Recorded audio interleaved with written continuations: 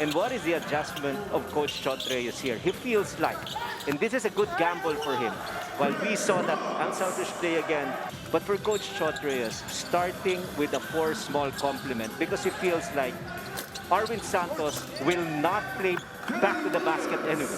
And look at this again, Ryan Reyes shooting from the outside, failing to block out was Junmar Fajardo. Arwin's attempts came from beyond the arc. He hit 3 of those. Etong San Miguel, well, hitting their first one. A weakness of Junmar Fajardo, defending guys coming from the perimeter. And SMB becomes a different team. Williams, Junmar nakaharang sa kanya, decides to step out from the right elbow. Mikey drains the jumper. Sorry miss for Jason. Cabagnot will fire away from deep. Mintis yan, pero Junmar alone underneath. Ryan Reyes lang nakaharang. Junmar was looking for a foul. He gets the ball back. Oh, player slipping, and Ryan Reyes looking hurt dahil nadulas siya dun sa isang wet spot.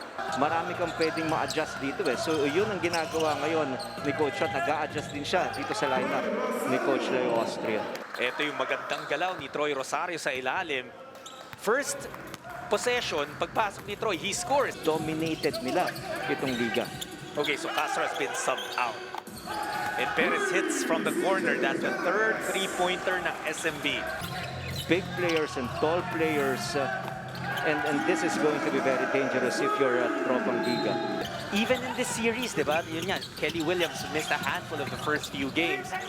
And they've really been bothered by that. Yeah, but they forget about everything. They will just focus here in Game 7.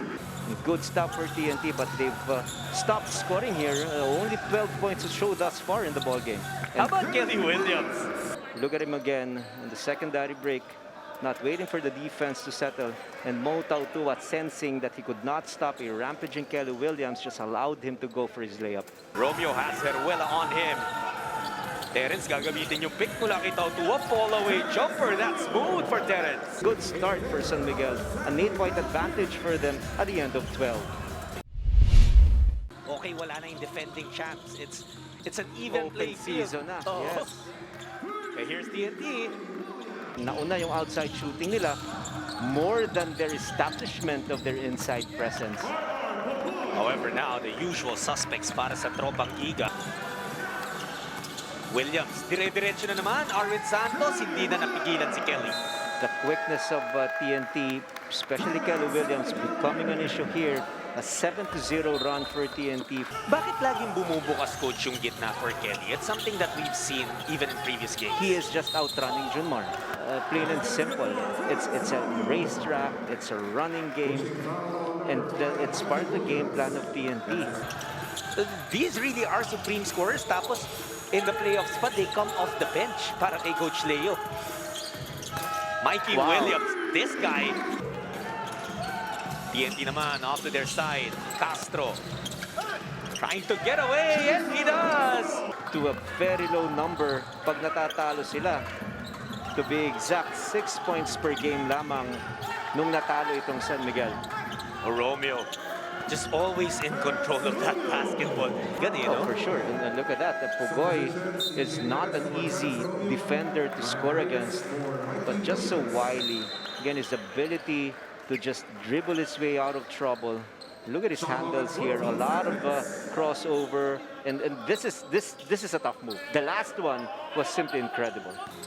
You're right, Coach. And if you take a look at the numbers right now, you'll see that the lead that TNT is enjoying is pretty much actually coming from the free throw line. They're 9 out of 10. 4.5 minutes left in the first half na yung dalawang bigs mo combining for just... Kaya TNT na rin up by 4. But Junmar, that is incredible speed, incredible skill. Drop towards the baseline. Look at Kelly Williams, hoping that the defense at least a help side stance from one of his perimeter teammates. That time it was supposed to be Ryan Reyes, who will be offering the help, especially if the baseline is open. Not enough touches for the big man. As soon as he brings the ball out, hindi na nakakabalik sa kanya yung bola, at yun naman ang ginagawa ng TNT. And you know, for Lassiter, pangatlong foul niya na rin yun, Coach RG. So, foul trouble brewing up a little bit more on the San Miguel side. Pareho na sila ni Junmar, may tig-tatlo. And Jason Castro just starting to work here. And we've mentioned this earlier, the top of our coverage. And you know, Coach, yung isang nabanggit mong statistic kanina, yung points from turnovers, it's being led by TNT right now, 8-0. Tapos yun yung tres nila, that's already their fourth. Mikey Williams pala, yung may 3 assists as Ross gets it. Pinadaan dun sa likod ng isang tropa. 24 minutes in dito sa Game 7 of the semifinals. Lamang ang TNT Tropang Giga kontra sa San Miguel Beermen, 45-36. It gave them a lot of not only mileage, but also high percentage points. At ito, forced turnover once again, and what a shot. Wow, Ryan Reyes dribbled the length of the court, could not see an open teammate, and instead went on the other side for his first 2 points in the third quarter. Di ba yung mga quotes nga nila ni Coach Chot? Coach Chot saying that Kelly was his first call that he made when he was... Williams picks up the board. Mikey to Ryan Reyes, defies the defense of Ross. Wow, just a tough penetration. The SMB wants to get going. This was the play earlier. Solid defense from Ross, pero assists, steals, and blocks. But here, wala pa. Only points up on the board for him, but it is still the offense that they want to go to. While RR Pugoy, we've been talking about in terms of field goal averages, kaya nung nagkaroon siya ng magandang performance in games 1, 2, and 3 of this series, everyone was like, dati, pag 2020 game, parang hindi pa siya good game talaga kay Junmar because he would get 30 and 22. But that's not what's needed of him anymore para dito sa SMB na to. But man, that was a tough shot. We saw the numbers of Marshall Lassiter. Kung si Pugoy yung sinabi nating barometer sa TNT, pinakita rin natin yung kay Lassiter. Look at this, Coach. Dalawa na nga yung sumalubong sa kanya. Romeo and Lassiter are on that fall away. Just too good. Hindi mapigilan in Pugoy. A little over 3 minutes na iiwan sa ating third. Ross attacking on the reverse layup, he scores. And si Romeo medyo may kinakapa rin dun sa kanyang left calf. And Mikey Williams was left open there. Pesumal. San Miguel trying to get a boost from their bench. Ito si Santos. Aatake na naman. Arwen finally buying a bucket. Pugoy drops Pesumal, hitting on the 3. The bright lights are on, and the big-time players will definitely perform. And Chris Ross, we've seen him time and again. Pero pag kailangan din ng opensa, kaya din talagang ibigay yun ni Chris Ross. That's what he's doing right now. But they need a stop. Heruela. Wow, that's a big 3 for Brian Heruela. This was that great bailout and kick-out pass from Pugoy. And Heruela just knowing just what to do with that basketball.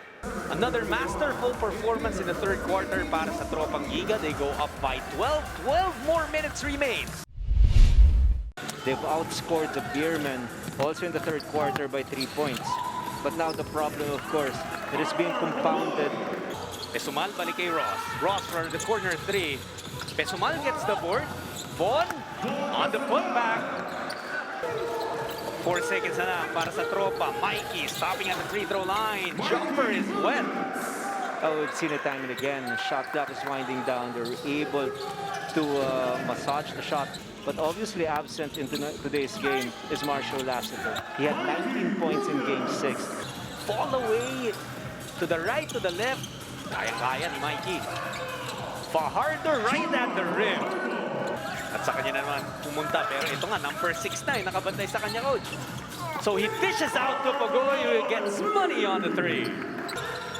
Fajardo goes to Pesumal. Extra pass. Perez mula sa labas. Pasok din. And still, yung struggles niya from the free throw line, very obvious in this game. And that's gonna be a big one. A jam from Troy Rosario. Look at this. Bigla na lang pumalas si Troy. That's a switch. It was supposed to be a switch, but hindi nag-uusap si CJ Perez and Chris Ross. Game 7, sino ang kakalaban sa Magnolia sa finals? Will it be TNT o makakahanap ba ng paraan makabawi at makahabol ang San Miguel? Eram fires away from deep, that's a 3. JP could not save it pero nagawan pala ng paraan. And Troy with another jam! The finals, unti-unting binuo ang kanilang lamang and it's at its highest. Just as Troy was for the two-handed throwdown. At alam naman natin, Coach RG, plays like these, he can really energize the squad. And 0 for Lassiter. At yun, nakita naman natin yung clip na yun. Troy Rosario, just a usual day in the office for him. At ito nga si Fajardo carrying. On any given night, you could say that they can get more from a lot more guys on the roster. At nabanggit din kasi natin yung injury na na-sustain. At tuloy-tuloy yung scoring. Ito, kayod na talaga. Itong si Junmar Fajardo in answering the basket there. But Bogoy, full up for 3. This man is unstoppable right now. for that very first PBA trophy. So, ganun siya talaga kadeterminado, and now when it trains, of course. Ito yung ginawa ng TNT Tropang Giga. They have gone on a massive run here. And this has just truly opened up the game. Kanina hovering around 10 to 13 points pa lang, Coach RG, yung lamang ng TNT. But ngayon, they're outscored by the starters of TNT. 71, make it 74 to 47. Led by Pugoy's 27 points, Mikey Williams with 20, Ryan Reyes, first time to start. At ang last 2 minutes ng laro ito ay hatid sa inyo ng Cobra, the #1 energy drink. Angat ang lakas mo, Pugoy! Could not get that one, pero kahit pagbinti siya, nando naman si Eram. And that is all she wrote for San Miguel. They tried their best to get back to the finals in the conference wherein they have dominated in the past. Tapos nagpa-sub si Terence Romeo because he was also injured. Tapos pati itong si CJ Perez, di ba? Nasaktan din. Yeah. So had to sit down. And that buzzer makes it official. The stage is set for the Honda PBA Philippine Cup 2021 Finals. Nanalo na po ang TNT in this series, 97 to 79.